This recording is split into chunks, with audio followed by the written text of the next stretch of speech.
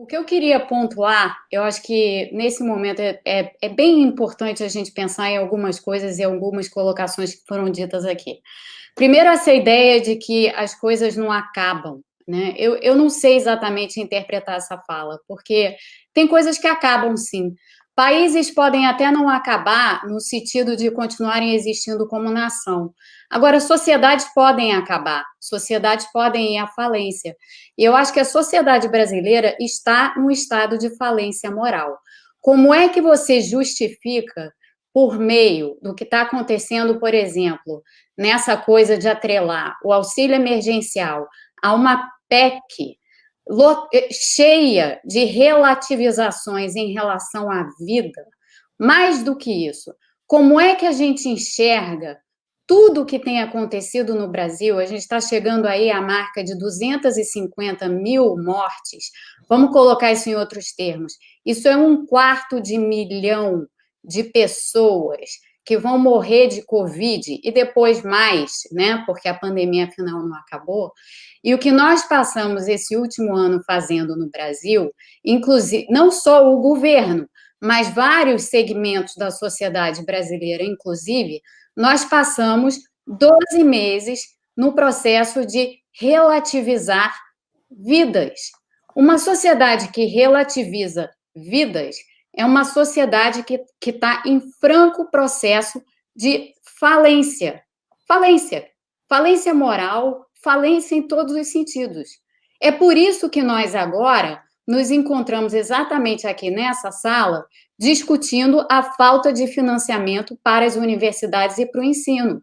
O que é isso, senão um dos sinais dessa falência que marca justamente o que vem acontecendo no Brasil? Então, as coisas podem acabar sim, as coisas podem acabar sim, e eu acho que as coisas estão exatamente no rumo de acabar.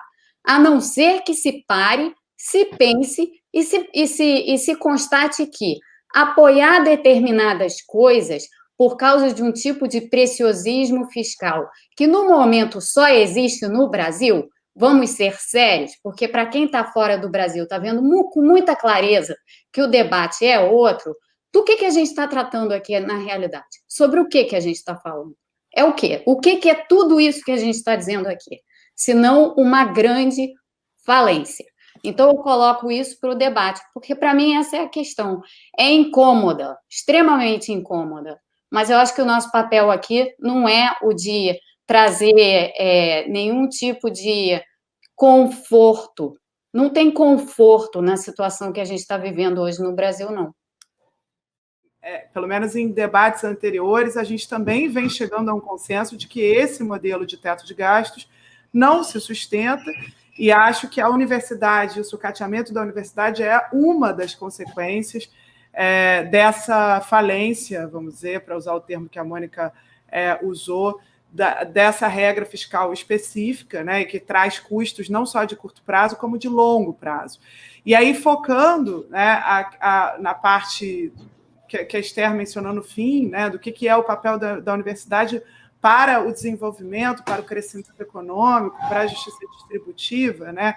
Eu acho que a gente também consegue pensar em consensos em diferentes arcabouços macroeconômicos, né? Porque o gasto com educação, o gasto com pesquisa, ele tem um efeito tanto pelo lado da demanda, vamos dizer assim, ele faz parte daquilo que gera demanda e crescimento de emprego e renda de maneira imediata, no curto prazo, mas ele também tem efeitos pelo lado da oferta no longo prazo, seja, claro que potencializados, né, quando bem articulados. Então, a ideia de uma universidade que demanda financiamento público não significa que essa universidade não esteja integrada com outros atores da sociedade, com o setor privado, com, né, o próprio agências governamentais, com as missões, vamos dizer assim, de levar adiante o desenvolvimento científico e tecnológico do país, né? E eu acho que a gente não tem feito isso, tem faltado planejamento e coordenação, tem feito em alguns exemplos que funcionam muito bem, mas acho que é evidente que esse papel da universidade ele pode ser muito potencializado se houver uma política que articule, né, esses setores, esses atores, mirando um modelo de desenvolvimento no caso do século XXI, um modelo de desenvolvimento diferente, com sustentabilidade ambiental, né? E acho que esses desafios estão postos. Sem a universidade pública no Brasil, não há, de maneira alguma, como caminhar em direção a esse novo modelo de desenvolvimento sustentável e com redução da desigualdade, né, inclusivo. E acho que a gente poderia ficar muito mais tempo aqui debatendo propostas nesse sentido, para além de mudanças que são só condições necessárias, né? A mudança na regra fiscal ela é só uma condição necessária, mas certamente passa longe de ser suficiente para a gente caminhar nessa direção de ter um modelo de desenvolvimento, de ter um projeto, que é algo que a gente não tem de jeito nenhum no país hoje. O projeto é realmente de destruição, né? É um projeto que tenta opor desenvolvimento e democracia, que tenta opor, né, meio ambiente e desenvolvimento, que tenta opor desigualdade e desenvolvimento, coisas que claramente no mundo a gente entende hoje como nem um pouco contraditórias, pelo contrário, como complementares em um projeto de recuperação de curto e longo prazo para a economia brasileira. Eu queria só reforçar essa frase da Mônica, assim, eu acho que se a gente não ficar... uma das coisas que eu queria reforçar isso, né? A gente tem que estar muito atento, porque o processo de destruição está muito, muito acelerado. Né? A quantidade de coisas que estão sendo colocadas e mudadas numa velocidade de pensar uma PEC, que normalmente o tempo médio de aprovação de uma PEC era 1 ano e meio, quando se aprovava, porque uma parte das PECs está parada no Congresso há 50 anos e ninguém discute elas. Mas quando se aprovava uma PEC, você tinha 1 ano e meio, com debate, com audiências públicas, com discussão, com análise de impacto do que vai acontecer. Como é que se pensa em apresentar um relatório que foi apresentado hoje? Né? Eu não consegui nem olhar direito o relatório. Como eu participo de muitos grupos, eu fui recebendo informações do que está, o que não está. Né? Eu tenho alunos que estão trabalhando, que trabalham na Câmara e no Senado, então eu converso com eles, eles vão me dando informações.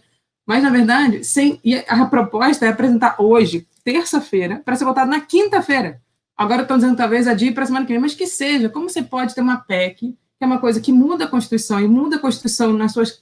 e, claramente, a Hélida está aqui também, tem coisas que são totalmente inconstitucionais, que é você revogar os mínimos constitucionais, que são cláusula pétrea, sem dúvida nenhuma. Né? A gente já tem falado isso sobre o teto já fez um retrocesso social que, em tese, o Supremo deveria olhar e deveria entender que isso é uma cláusula inconstitucional.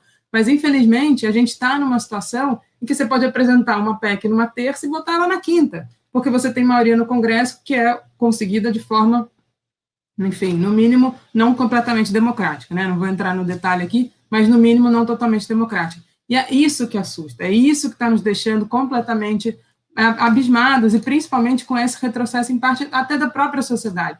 É claro que a gente está numa situação que dificulta manifestações, dificulta mobilizações, dificulta, inclusive, muitas vezes, a conversa.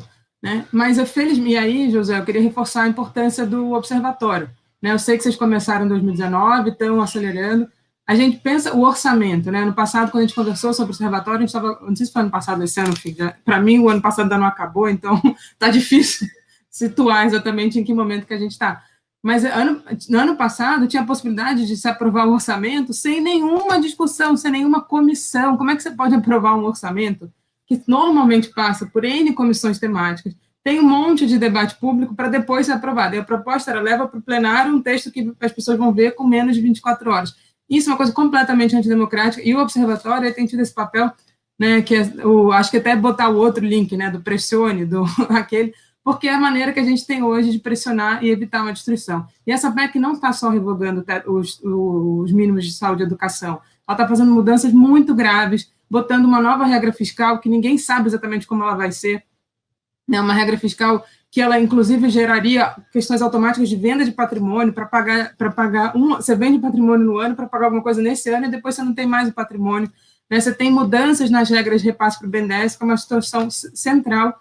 Né, e, infelizmente, a gente não pode fazer isso sem o mínimo de debate público.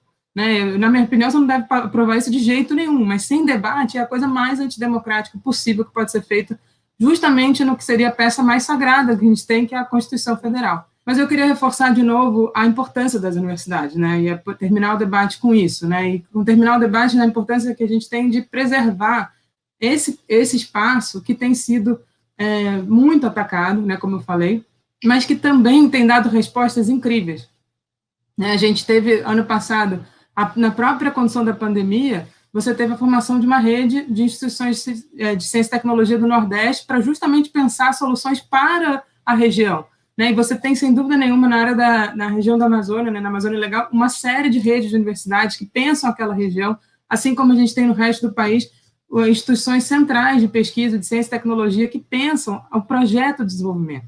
Né, e é isso que a gente não pode esquecer. As universidades, elas não são só importantes porque elas formam as pessoas, porque elas formam os professores que vão formar as nossas crianças, ela não é só importante por isso, porque ela é uma peça central se você quer ter um projeto de desenvolvimento que seja um grau de autonomia inclusivo e que pense o projeto de desenvolvimento científico e tecnológico.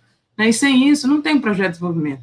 Então, se a gente não conseguir reverter essa destruição e conseguir preservar o que a gente tem ainda das universidades, realmente a chance da gente ter uma impossibilidade de ter um projeto minimamente razoável de desenvolvimento nos próximos anos é muito clara.